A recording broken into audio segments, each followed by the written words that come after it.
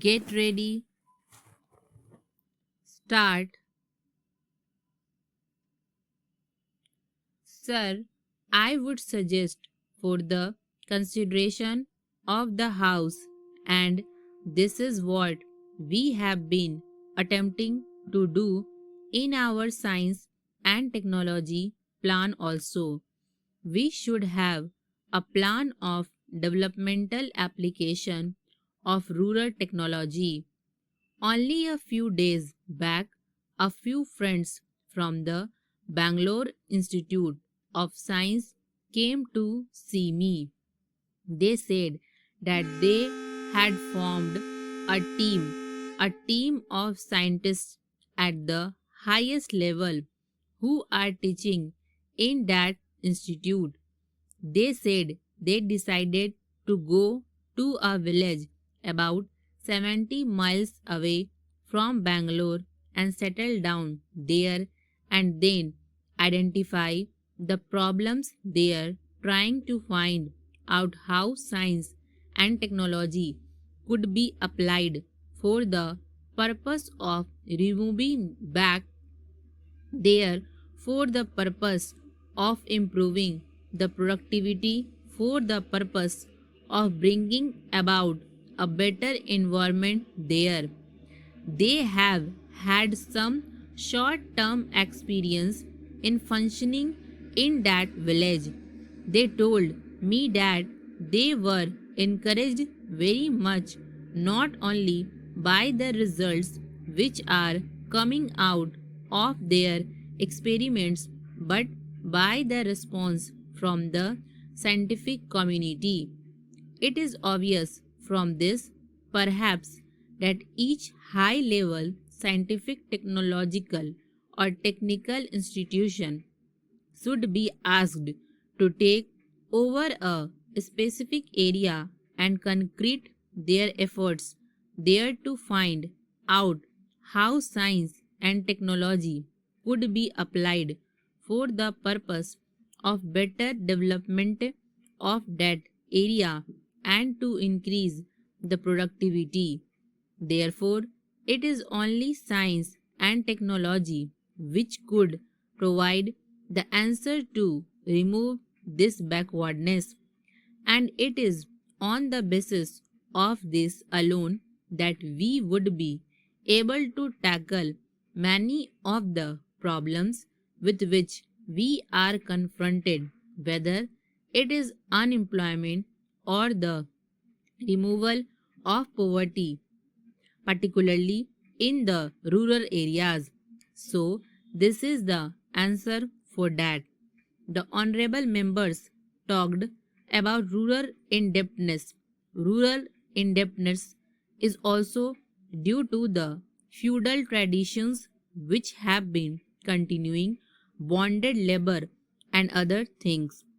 All this will have to go, and it is not merely this indebtedness, but also the exploitation of the rural poor by the private money lenders which has to go.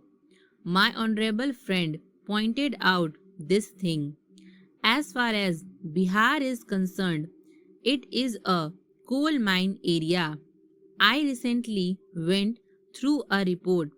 That person knew something about what was happening there, how the coal miners were being exploited by a set of organized money lenders and other antisocial elements. You talk about protecting the labor and the protecting the poor, but have you gone there? Have you tried to organize and see that these malpractices are removed? Therefore, there is no use blaming others if we have not done anything about it, and to that extent, we also contribute to the deterioration of the situation there. Therefore, it is a challenge to all of us. There is no use of throwing blame on somebody if the private money lender is going to lead to this sort of exploitation of rural poor and even of the industrial labor, then we have got to sit down and think about it, how to abolish it, how to eradicate this practice.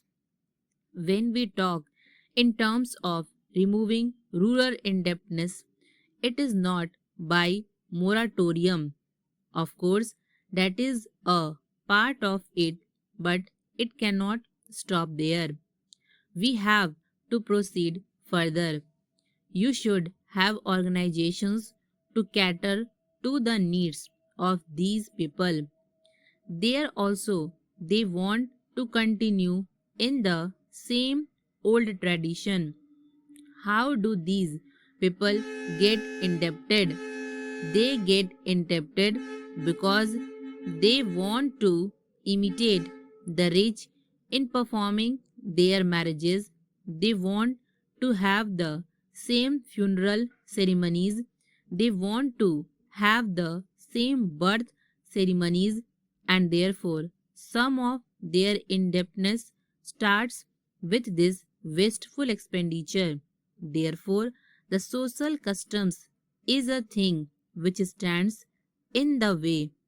But for this social custom, who sets the pattern? It is the rich people, even the educated people, who set the pattern.